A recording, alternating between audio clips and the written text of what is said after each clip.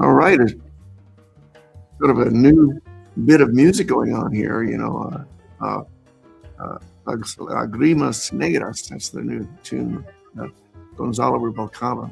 In the background, the canvas for Megatrends, and the producer Pat Fahey here. And thanks for tuning in to Megatrends. The post midweek informatique to give viewers a way to make sense of current chaos and answer the question, what is to be done.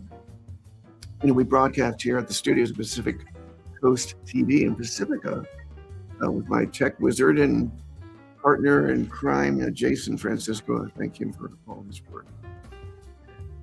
Megatrends gets us off the XY axis, up the Z axis to get a kind of bird's eye view to make sense.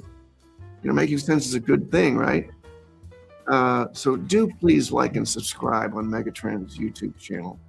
And this is at www.pacificcoast.tv.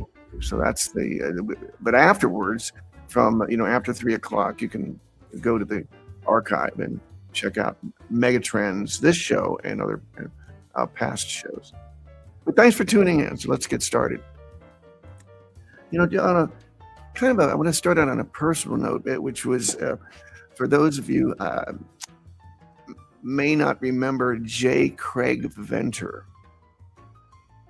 He just passed away last week at the age of 79, and ironically of complications from cancer treatment, a cancer that his own research in enumerating the human genome in 2003 would have helped out. He was a guy. He was the guy that enumerated the entire human genome in 2003, like light years ahead of the government project, the $1 billion government project. And he was at and his work led to CRISPR, which actually means clustered regularly interspaced short palindromic repeats. But what that means is that it's basically gene editing, and it refers to a natural defense mechanism found in bacteria that CRISPR technology allows for precise gene editing of DNA. And and I could go into the weeds about how it utilizes the Cas9 enzyme to cut the DNA at specific locations. The reason that's important, this is a method that has applications in genetics, medicine, and agriculture, and CRISPR revolutionized research and potential treatments for genetic disorders, and in fact, CRISPR techniques were used by Jennifer Doudna and her team at UC Berkeley to accelerate the development of mRNA vaccines for COVID, and that process is able to update new vaccines in a few days, for mutations of the COVID bug and flu bugs and so on. And because of Craig Venter's research, he made research itself. He was so innovative in how to use open source, to have the public to come in and help out with the data processing, and so he was just such a great pioneer, and he made Jennifer Doudna's next generation R&D in biomedicine possible. Now, this is probably too much information for anti-vaxxers and RFK Jr. groupies to grasp, but soon RFK Jr. will end up on the dustbin of history. In 2005, I was visiting out east in Rockville, Maryland, right? I grew up, and that's the location of Solera Genomics. It's not there anymore. I think it's under a different name, or maybe it's under the J. Craig Venter Center. And he literally, he beat the multi-billion-dollar funded U.S. government Human Genome Project by 3 years by using open source volunteers worldwide, as I mentioned, to speed up the process of cutting and pasting the entire sequence in a way many times more efficient than the U.S. government effort. And he wasn't just smarter than everyone. He was humble and funny. And, I went there and visited and parked, went in, and I received the entire tour, met him, and he introduced me to his assistant, um, and he handed me off to her, and she showed me all the labs, and it was his anyway, his work made possible the invention of CRISPR gene splicing that Jennifer Doudna and her team used to accelerate the development of the mRNA vaccine, as I mentioned, that saved tens of millions of lives, and of course that are safe and effective, and so anyway, RFK Jr. just screwed up that process recently. I don't know if you saw that on. We sort of highlighted that on last Megatrends show last Thursday. He's a true menace to society. But J. Craig Ventnor, we would have just punched this guy's lights out, So just a shout out to Craig Ventnor, a true pioneer and someone that we should all Google and find out and appreciate who that is. So let's turn the page to the Teneo network. That's on the poster, actually, the Teneo network, which is Leonard Leo's. We have Medicare for All. This was his Federalist Society for All. So what is the Federalist Society? Do we recall that? So we're also going to go into the SPLC. This is the Southern Poverty Law Center lawsuit. We'll get to that, which is, and so it's so great. Just want to say ahead of time to give you a heads up on it. The DOJ went after the Southern Poverty Law Center, claiming mail fraud and stuff like that, because they failed to inform people who invested money in the SPLC, Southern Poverty Law Center, who investigated the Klan. And so what they did was they had to pay informants to become whistleblowers and go inside and find out all this information. That was how they were able to obtain all this inside information and produce the lawsuits that financially busted the KKK. Well, of course, this DOJ, who is now they're being accused of lying to the grand jury, and so now they're in trouble, and they may be indicted for fraud. The best laid plans of mice and men. Well, not mice, not men, just mice. That's from Hitchhiker's Guide to the Universe. You might recall that. Yeah. Turns out the secret mice were the Federalist Society. This is back to Leonard Leo. They were the under the radar, unassuming masters of the undermining of the Supreme Court universe. And so what are we talking about here? Secret or just discreet? Mixing in liberal establishment attention deficit disorder. That's actually part of the story. Leonard, and entitlement. But Leonard Leo very early saw it all.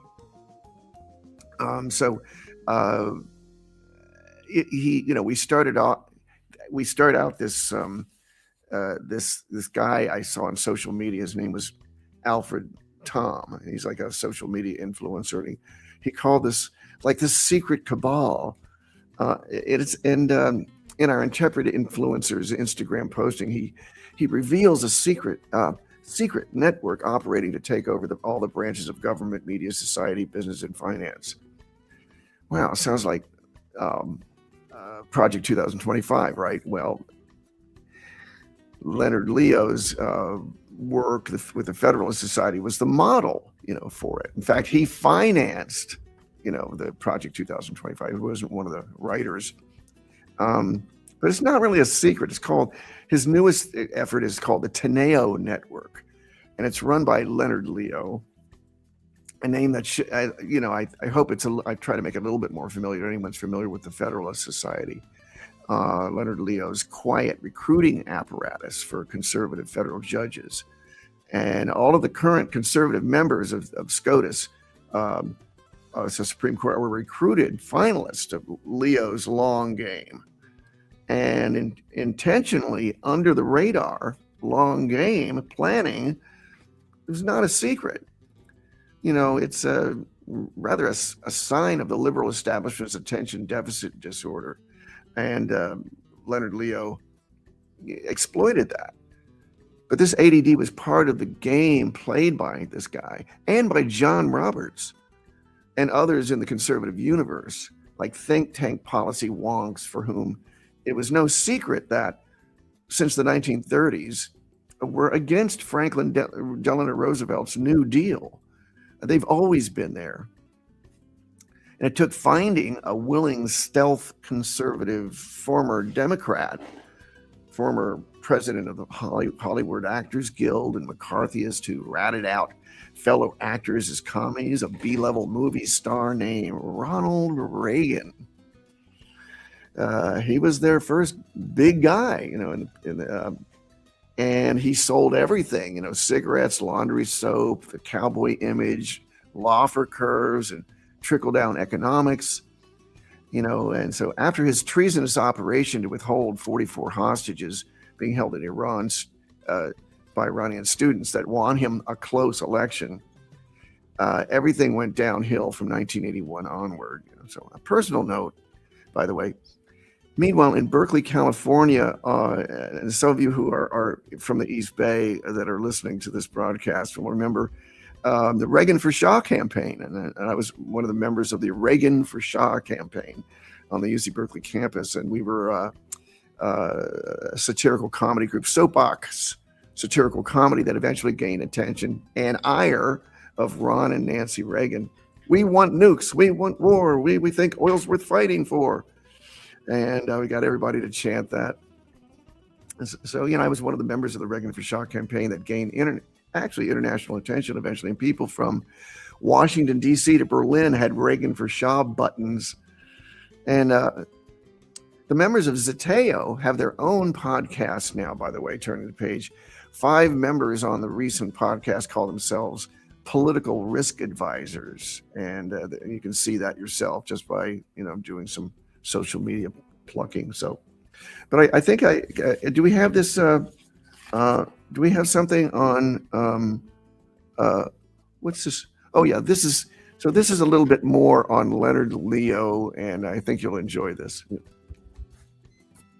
The Lord works in mysterious billionaires. Leo, a real Wendigo when it comes to his insatiable lust for money and power, is not satisfied with ruining the judicial branch or making normal Catholics look bad. He's focusing his next phase on taking over culture and entertainment. In 2021, he became chair of the Teneo Network, which describes itself as a talent pipeline for conservatives in places like Hollywood and Silicon Valley. Members of the organization, according to Monitoring Influence, include Missouri Senator and famous January 6th runner Josh Hawley, Vice President J.D. Vance, right-wing media twerps Charlie Kirk and Ben Shapiro, and Leo's right-hand man, Jonathan Bunch. So if it seems like you're getting a lot of Tradwife content and manosphere sewage spewed into your feed, if it feels like there's an awful lot of new anti-feminist and anti-gay media being made in the next few years, well, you might just have Leonard Leo to thank. Alyssa, call me an optimist. I think there's a pretty steep learning curve between what Leo wants Teneo to do and what it's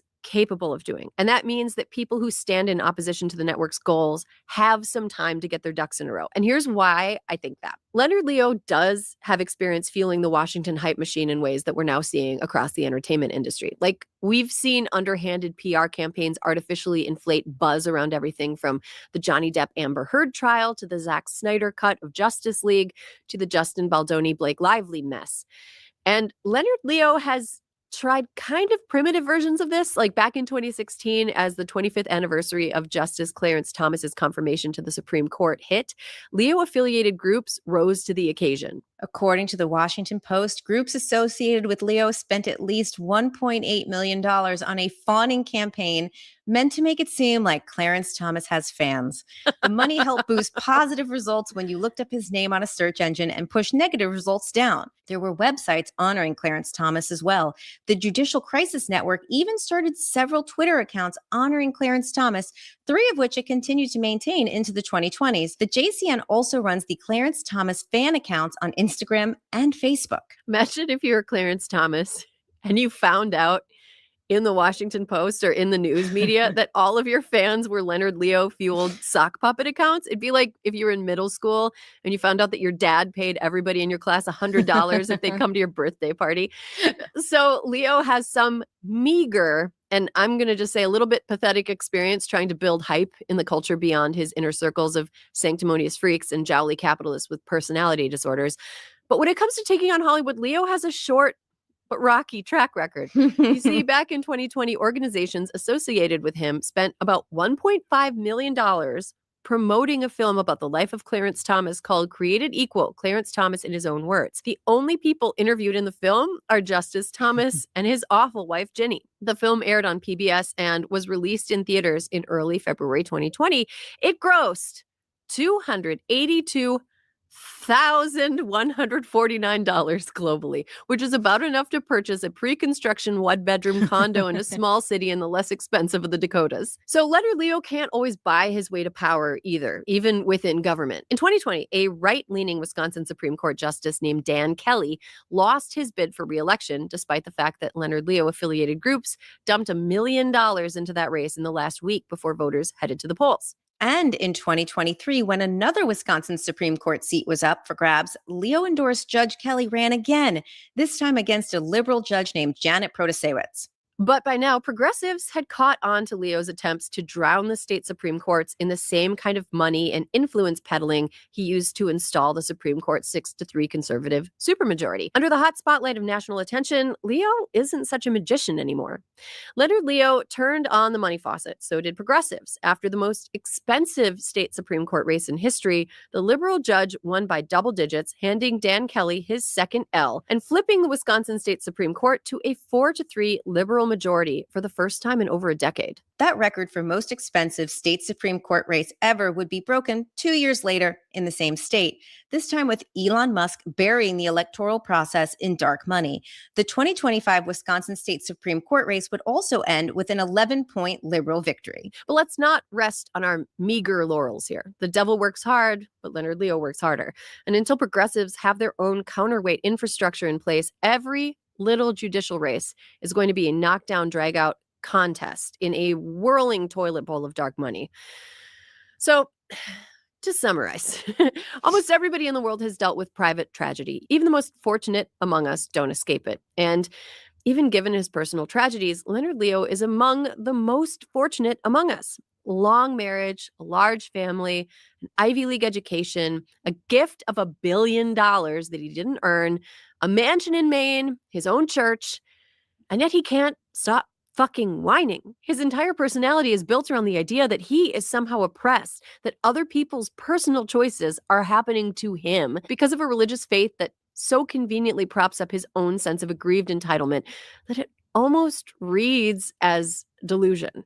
He's a hypocrite and an asshole, and nobody has done more to move our nation in a more cruel direction than Leonard Leo, a man who truly embodies the maxim that there's no hate quite like Christian love.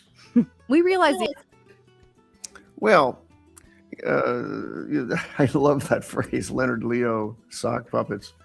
You know, the one thing to walk away on this is that Leonard Leo, during the Reagan era, they did what conservatives do. They were playing the long game, and they played the long game better than the liberal establishment back in the 70s and 80s and 90s.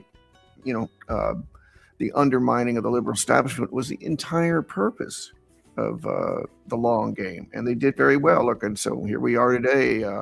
The outcome with the present, regime. So we have to really understand this is a long outcome, and so now we're in a position where we can now if we learn from all this and learn this history, the real question is, has the liberal establishment learned anything? Are they playing the long game? And the answer is yes, they are.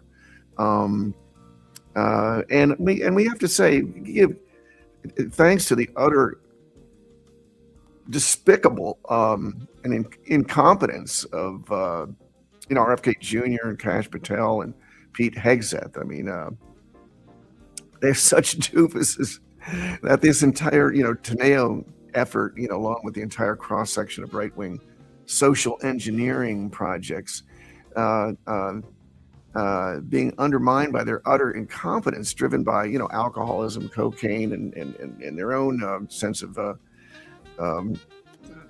just thinking that they're not as stupid as they actually are. But they're being exposed for the fools that they are in mass media, and the public opinion and the Fourth Estate are gaining ascendancy and blowing on the sails of direction in the country. And it's a healthy development, I think. In a functioning democratic society, I think we're returning to that now. And this next 5 to 6 months will begin is part of that process. The era of conservative social engineering architect projects could be finished. So let's hope that that's the case. And that, but a huge proviso, even if we progressive and social democratic forces and networks win and win big in 2026 and 2027, 2029, a vast funding of the Federalist Society and the vast network of politicos and lobbyists it's developed are not going to suddenly vanish. They will be present to fight progressive democratic forces with all their might. And they have media and Capitol Hill resources run by an entire generation of young conservatives on campuses and social media. So if we do what we're supposed to do in the next 6 months and pay attention to things that we're broadcasting, I mean, we're just a conduit through which all this information is passing. Megatrends. This is a big megatrend. This regime will come down. It's coming down.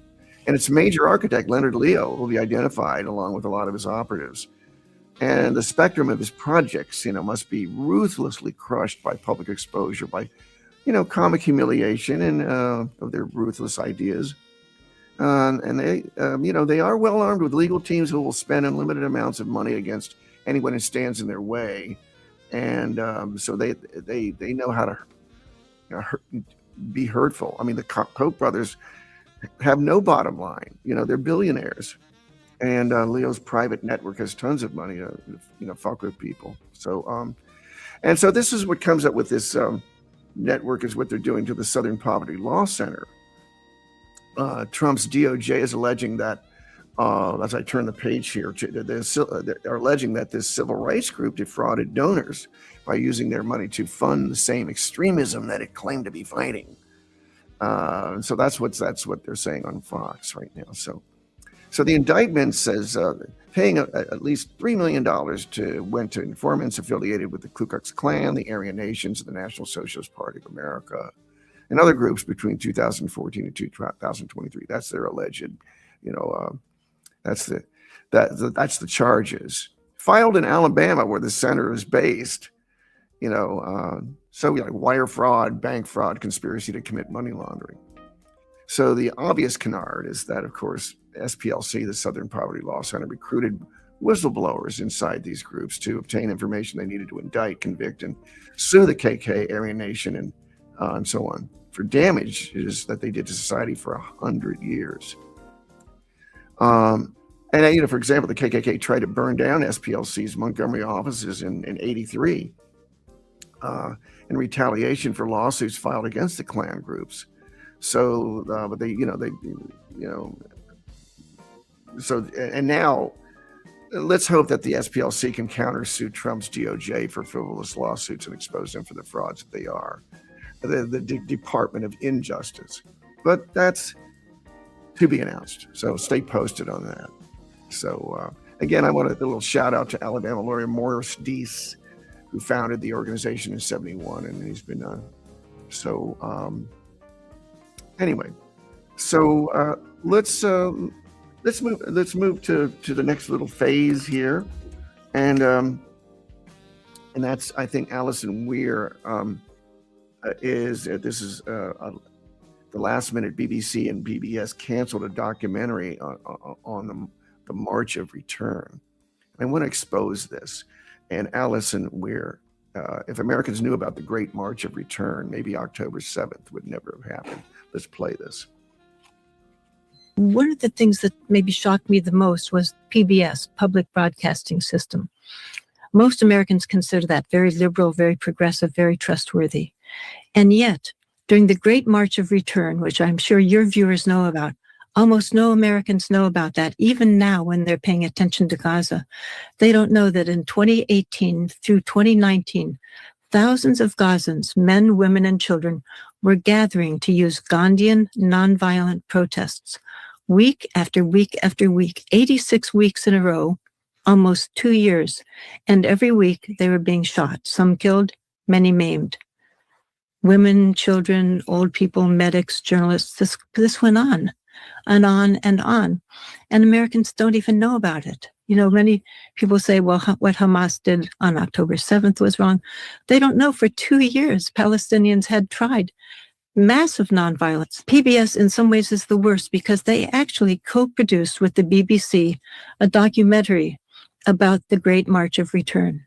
It was flawed, but it had very strong footage of Palestinians of all ages being shot. It was scheduled to be shown on our local PBS station, the one that many of us watch. I watched the one in San Francisco. Those of us that were following it were very excited that this was finally going to be shown to the American public. At the last minute, it was canceled. I and other people phoned KQED asking what was going on. They said, oh, it's just been postponed for breaking news. It was not breaking news at all, but they said it was postponed. After a while, they admitted they would never show it, never would show that. So here, people in England, bad as BBC may be, BBC did show that. People in England saw that documentary, even though Frontline PBS program had co-produced it, had scheduled it.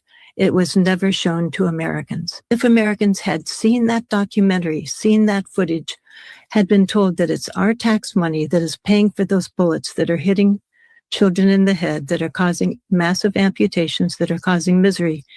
If they had seen that, I like to think that so many of us would have demanded that we stop supporting Israel, we stop supplying it with billions of our dollars, that might have brought change, and October 7th wouldn't have ever happened. But it wasn't shown to Americans, and PBS has a lot to account for. And interesting you use the parallel of the Holocaust. Most Israelis, according to polls, show they support the genocide. So anyway, that was for those of you who remember that they were gathering at near the sort of the border of and this sort of wall in this field, and they were deliberately, IDF soldiers were deliberately aiming at particularly children and particularly at people's knees to disable them for the rest of their lives. And so I think what we're going to do is we're going to skip this next segment because this is about the Southern Poverty Law Center. But maybe we return to that again because we did a little segment on that. Can we do that? Can we skip to the next one? And the next one is about an interview with Kim Iverson, an interview that includes Trump billionaire donor Miriam Adelson, who just can't bring herself to say Jeffrey Epstein. Let's watch this. And do Google it if you get a chance. This is, oops. Billionaires were asked how they buy and influence American politics. They don't deny that this is exactly what they're doing. You have Haim Saban. He's an Israeli-American billionaire media. We're going to start that. We're going to start that segment. Oh, got to click the. I understand that. Okay. It's very difficult because they're so tied up at the beginning. Okay, sorry. At the Israeli American Council, billionaires were asked how they buy and influence American politics. They don't deny that this is exactly what they're doing. You have Haim Saban. He's an Israeli American billionaire media executive, extremely influential political donor, specifically to Democratic politics, whereas Miriam Adelson, there on the stage with him, donates to Republicans. So both sides there happily getting along, gleefully chatting about how they buy U.S. politicians. This is what Haim Saban had to say. We had many sessions here about how important it is to get involved, to build a relationship with politicians, and to have access. You both master that. So can you share with us? I want everyone to learn today. How do you build a relationship with the politician? You both mastered that, by the way, he says. You both mastered that, like the buying of American politicians. So how do you do it? I understand what you're asking.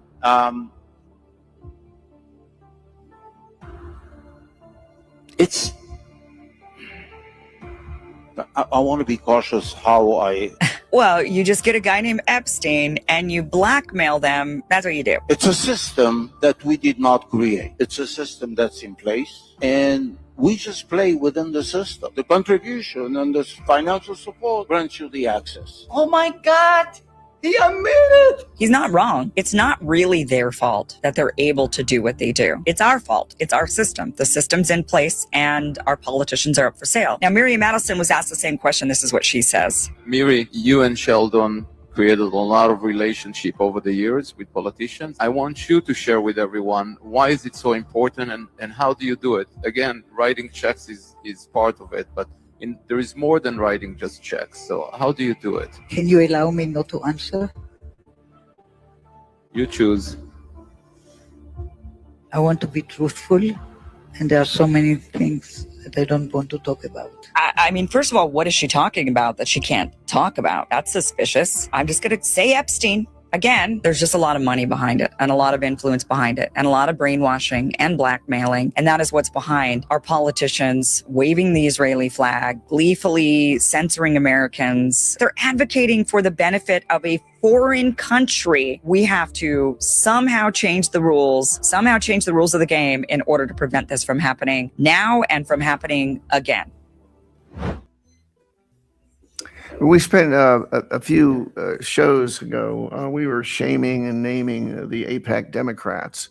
And it's very interesting how there's how things are parsing out right now.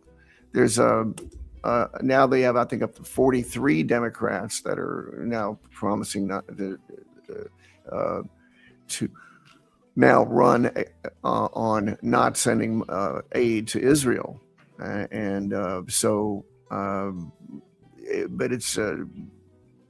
many of them are doing it because of us, because of the pressure that people in the public have just absolutely across the political spectrum have said, not our tax money, not in our name. You know, we're done with that, you know, and so that's evolving mega trend in this that's going on now, and it continues to expand, and that trend continues. Happy to say. This next little segment is actually I just wanted to play this because this woman was getting arrested, and I thought that would be useful to, I want to just play her dilemma. And then this is what has been happening in the background. So this is one of those things. Let's watch this. You guys, I wanted to alert the public that agents are at my door right now. They're saying that they were able to go before a grand jury sometime, I guess, in the last 24 hours. And that they have a warrant for my arrest. I've talked to my attorney and I'm being advised to go with them, I guess, down to Whipple. And my children are here. They're impacted by this. This is all stemming from the fact that I filmed a protest as a member of the media. We are supposed to have our constitutional right of the freedom to film, to be a member of the press. I don't feel like I have my First Amendment right as a member of the press, because now federal agents are at my door arresting me for filming the church protest a few weeks ago. Again, I don't have a long time here, you guys, but I wanted you to know, for me, agents are at my door right now. My attorney has spoken with them. I did send a relative outside to talk to them. They're showing some type of documentation, apparently, that they got an indictment from a grand jury. I knew that I was on a defendant's list. I did not publish it because it was under seal. And so we've done everything that we can to try and abide by, the advice of our attorneys. But right now, you guys, I wanted you to know I'm going to have to hop off here and surrender to agents as a member of the press. I filmed the church protest a few weeks ago, and now I'm being arrested for that. It's hard to understand how we have a constitution, constitutional rights, when you can just be arrested for being a member of the press. We've seen all these violations. All right, you guys, I gotta go. They're knocking. Yep, she's coming right now. Give me 1 second. All right, guys, you want to? So yeah, so that was an arrest that was going on because she was because of journalism. So anyway, this little I just wanted to sort of give a little. I really loved that the Amy Goodman, Jon Stewart, Steal This Story, Please. That's the movie that you should go and check out. It's in the movie theaters right in the Bay Area. Steal This Story, Please by Amy Goodman. And she was on with Jon Stewart, and they had an absolutely great interview. And she, talked about being in Indonesia, in East, when they invaded East Timor in 1991, when the people of East Timor were protesting one of their own being killed by soldiers. And so they went out. They had like a receiving communion, and because they're kind of a Catholic country, and then they marched to the cemetery, and then Amy Goodman and the soldiers came running up, armed soldiers with U.S. weapons, and they had committed many massacres in the past, but never in the presence of U.S. journalists. So suddenly they opened fire and killed like 200 people, and so they beat Amy Goodman and her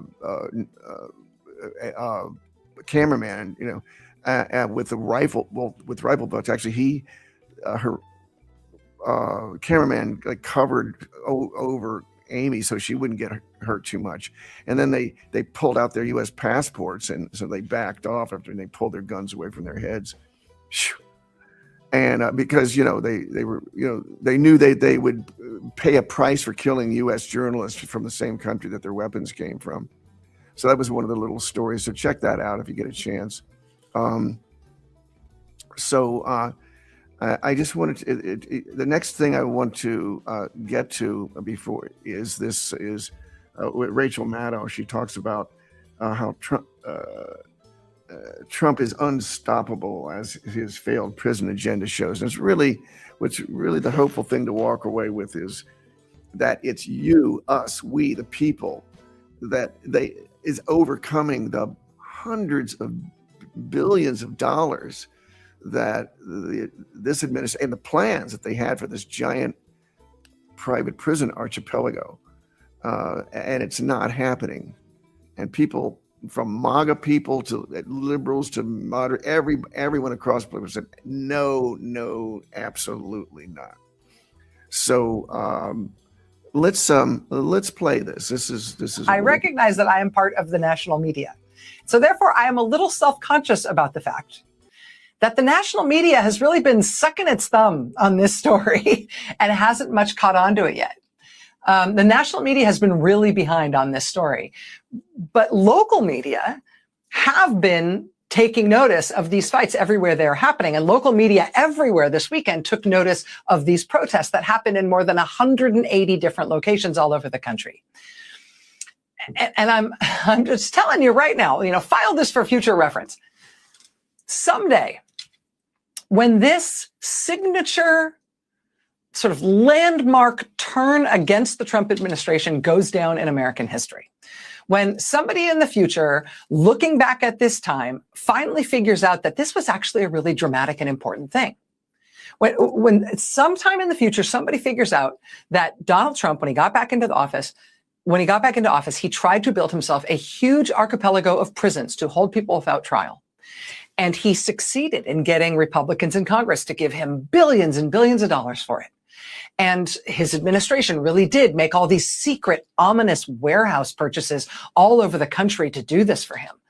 Someday, somewhere, someone in the future is going to marvel at the fact that despite the fact that Trump got back into office after everything about him, despite the fact that he got funding for this thing, despite the fact that they bought these things, somebody in the future is going to marvel at the fact that none of these things ever actually got opened. That Donald Trump did not get his archipelago of prison camps to hold people outside the legal system. And the reason he didn't get it is not because he didn't try hard enough, but because people all over the country stood up and said, no, not here. You cannot do this. We won't let you. You, sir, have a lot of bad ideas. This is the worst one, and we're not going to let you do it in our town. Someday that history will be written about this moment in American history. And when that history is finally written, I can tell you right now, all the footnotes in that history are going to be to like Blue Sky posts from local activists and Substack articles from local activists and archive stories from local newspapers and little straight to the point YouTube clips from the local TV news stations we keep being told have all gone away, but they have been covering this even as the national media has fallen down on the job. And I'm showing you things. I'm showing you these things you might not be seeing elsewhere. Not only because this is the news, this is an important part of the story of how the United States is responding to this presidency, how Americans are spending their weekends these days now that Donald Trump is back in the White House with this agenda that he has. But I'm also showing you these things are happening because I think it's important to get our heads around the fact that these folks are winning in this fight. Trump has not been able to open a single one of these warehouse prison camps, despite setting aside $38 billion to try to do it. They have not yet been able to open a single one of these warehouse prison camps, and I don't know if they ever will. They know the public is against them. Despite what they say, that does matter to them. They've made clear over and over again since the start of this administration, they would prefer to do things that are easy. And right now, this is not easy. The American people all over the country, even in red states, have made this a thing that is hard for them to do. And so they're not getting it done.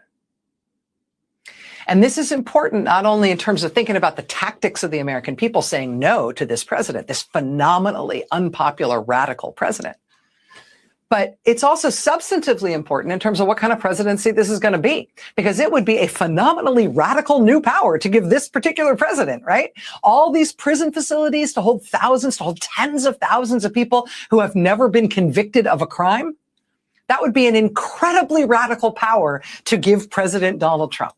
And I'm sure that is why the Trump administration would love to do it. But so far, despite their best efforts, it is really not working out for them. So it turns out that,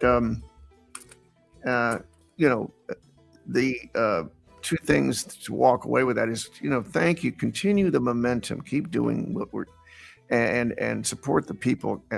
This is a great dialogue to have with people across the political spectrum, and even having forgiveness sessions, to people who voted for Trump twice.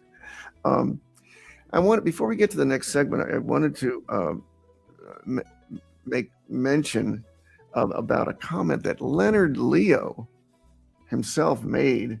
It was such an interesting comment. His biggest fear is that the liberal establishment will do the one thing that will collapse the long-term right-wing social engineering momentum. All of his life's work will be upended. And you know what that is? What he said his biggest fear was? That the liberal establishment will figure out that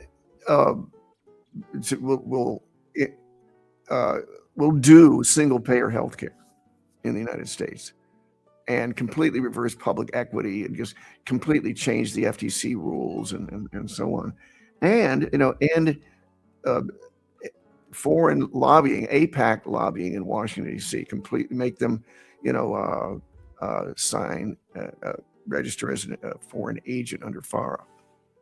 So, one has to ask, why has the Democratic Party failed to secure a single-payer national healthcare system?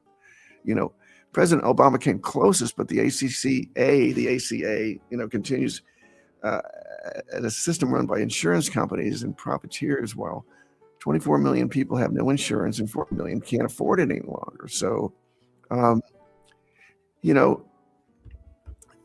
after all the digging, the hole that Trump did with the big, beautiful bill that took away everybody's health care and tries to undermine every liberal institution thing possible.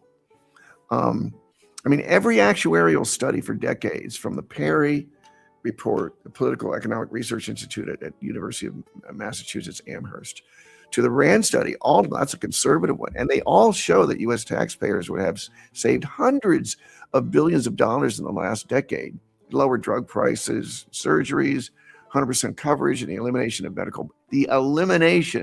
medical bankruptcies. Go anywhere in the world and say that word, people go, what? They can't believe that that's happening in the United States. It's not happening anywhere except here.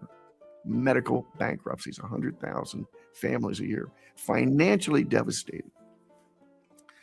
Furthermore, Democrats and Republican administrations forced U.S. taxpayers to fund deadly covert operations the world over, and as well as the overt warmongering. So hopefully the next phase will be the end of the CIA. No more covert operations, no more war fighting. We want cooperation, and that both parties have been led along by the nose for the last 30 years, forcing taxpayers for 40 years to fund Israel's unnecessary Middle East conflicts and ongoing genocide in Palestine, Lebanon, Iran, and various African countries. U.S. taxpayers no longer want to fund an Israeli welfare state of West Bank settlers. Listen, this is going on. U.S. taxpayers pay their rent, their utilities, their free single-payer healthcare system that they have that the U.S. taxpayers are denied. So that's the connection. U.S. taxpayers pay salaries and arms of the IDF. U.S. taxpayers provide free time for the settlers to commit brutal crimes and burning Palestinian homes and villages and destroying crops and olive trees.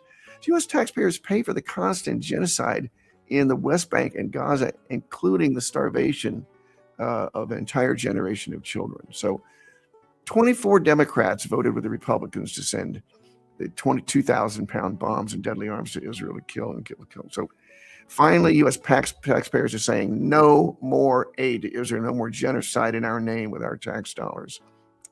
But the Democratic Party has utterly failed the U.S. public by participating in that continued myth of American exceptionalism and failed to rein in private equity for taking over public services. We have to end the private takeover of public services, of public utilities. We have to reverse that and make them pay it all back and it become taxpayer based. So public services for all, right? And Medicare for all, and so on. A preschool for all. Okay, so anyway, we're going to go to this to Dave Lippman. He has done 77 of these Shooting from the Lip series, and if some of you who remember Dave Lippman, we originally met as members of the Reagan for Shaw campaign, and then later on we played music together and toured Europe together and did a CISPAS network tour of several countries starting in Berlin in 1981. So with Stony Burke and Lisa Axon as the Urgent Ensemble, and the San Francisco Mime Troupe was on tour at the same time, and we all met connected to the Die Tageszeitung, the Daily News offices that they had in Berlin. So anyway, so let's go to Dave Lippman. He's going to shooting from the lip.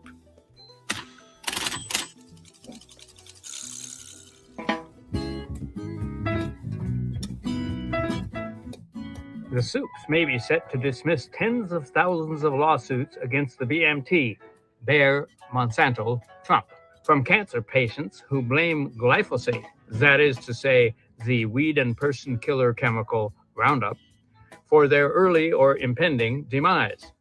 Since the EPA approves of Roundup as a freedom-ready weapon for agribiz, it is left to the states to control the beast. A Supreme Court decision in favor of BMT Agribiz Inc. would prohibit the states from doing so.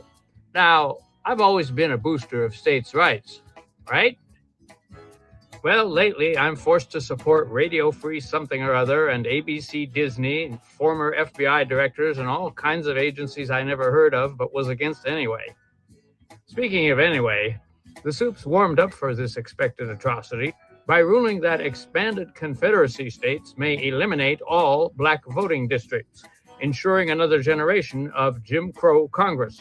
No surprise, par for that Trump golf course. A federal court has temporarily stopped the Trump-estate from removing bike lanes in D.C. The government has called the proposed removal a national security issue, as there is an urgent need for tank lanes. President Flat Earth has fired the 22 members of the National Science Board. They will be replaced by 22 of Elon Musk's children. New rules deny entry to refugees who fear returning to their home country. We don't need more wussy snowflakes. We need immigrants who only fear God and Trump. Former Phoebe head James Comey has been indicted for arranging seashells to spell out 8647 a year ago. That was, for those who forgot their math, a death threat.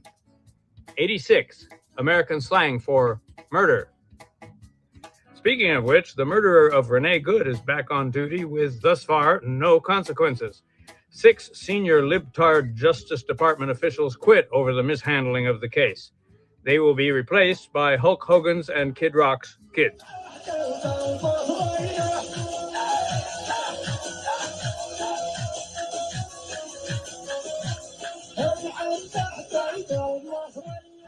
Israel is blocking all aid to Gaza and cleansing all cockroaches, non-Jews, from the West Bank and also from southern Lebanon. Ceasefires are great, but also anti-Semitic. Studies by economists show that if Chinese imports had been cut in half by federal restrictions before 2012, workers could have been retrained for different job categories, such as textile workers moving to make fiber optics fibers, thus avoiding the China shock devastation in single industry towns, which then voted overwhelmingly for Trump, the savior of the working class.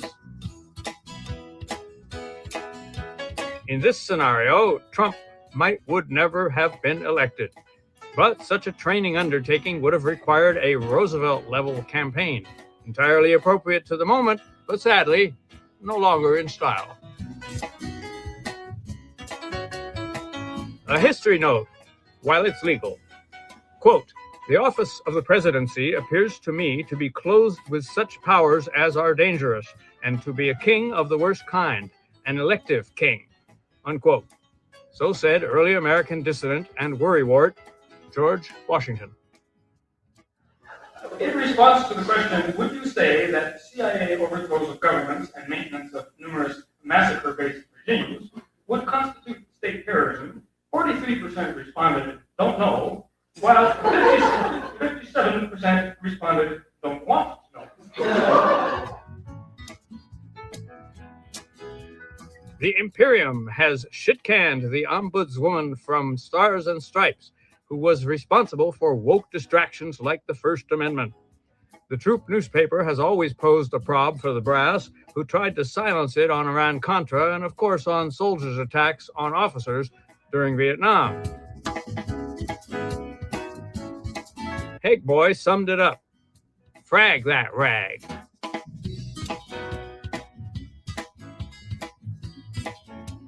The American Association of University Professors, imagining that they know something, are fighting militantly against Mafia Don Trump, who brandishes his enemies list against what the professors call, quote, freedom of speech. Critics say the profs are provoking repression by standing up and should sit down. Diversity be damned. That was certainly good advice the last time Joe McCarthy was in town. To be unfair, the group has veered into extremist causes like Palestinian rights, the rights of students to speak about Palestinian rights, and the right to boycott apartheid regimes that cannot be named in a family podcast. I have made it clear to the Israeli leadership that I do not support their expansionist ideas. The indigenous people of that land have rights that cannot be ignored. We must find a fair solution, not one dictated by any single group. In a not quite unrelated story, green card applicants are being rejected and selected for expungement if they have engaged in anti-Semitic terrorism, such as renaming Israel Palestine, which is blatantly the precise opposite of what actually happened. The prohibition of such extremist views does not apply to the Israeli demonstrators against the current wars. The policy prohibits only attacks on the culture of Israel, known in anti-Semitic slang as the cult of Israel. Immigration Services officers, meanwhile, and this one's true, have been renamed Homeland Defenders and been given full body armor and superpowers. Well, part of it was true.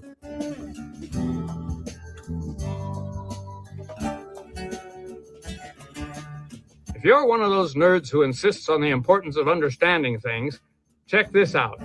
Why do people who voted for cheaper eggs not rebel against the curtailment of meat inspections? Another way of asking this is, why do people who voted for peace welcome war? Well, obviously, some don't. But still, the need to believe that the liars who lied to you had a good reason may indicate that what the folks rebelled against, the failure of capitalism to provide for them, can only be overcome by even more elite capitalism, cleverly disguised as an anti-elite mass movement.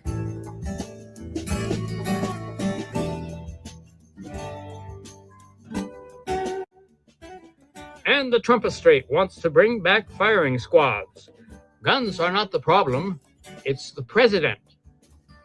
People who don't want firing squads are woke. People who face firing squads are not. They probably were. That's why now they're not. Well, welcome back, and that, as usual, Dave knocks it out of the park. I just wanted to finish off. I did not go and delve today into the California governor's race at all, because I'm sure all of you are doing your own research and so on. I want to point out, though, that confirmation bias is a real thing. I've been listening to people back and forth about Becerra and Steyer and so on. And but again, confirmation bias. What is that? That is our tendency to only seek information that supports our current status quo beliefs. Confirmation bias. Google it. So what's the antidote to that? Well, the practice of good practical epistemology. How do we know what we know? Proof by contradiction is a good antidote. So, I asked some of the people to prove by contradiction that Steyer has no record, when they said he had no record. It's a contradiction. What defines a record? An elected official? Record only? Is that the difference maker? For many, sure thing. I've evolved from Becerra as the safer bet. Why? I don't recall Becerra supporting SB 562, which I worked on extensively in 2016. He supports healthcare reform, and he has supported the notion of single payer. But like I wrote, state Dems like Becerra didn't fight for SB 562, single payer in California, 2016. And between a billionaire like Steyer, and comparing their records, and which one is more likely to be bought off? And if we consider probability, well, feel free to finish that sentence or so. Anyway, thanks for tuning in. It's Pat Fahey, Pacific Coast TV, Megatrends. We'll be back next week with another show. And I want to thank Jason Francisco for doing the dials. And be sure to subscribe and like and do all the things on YouTube. Watch the show again if you like, and some prior shows. Thanks for tuning in. We'll see you next week.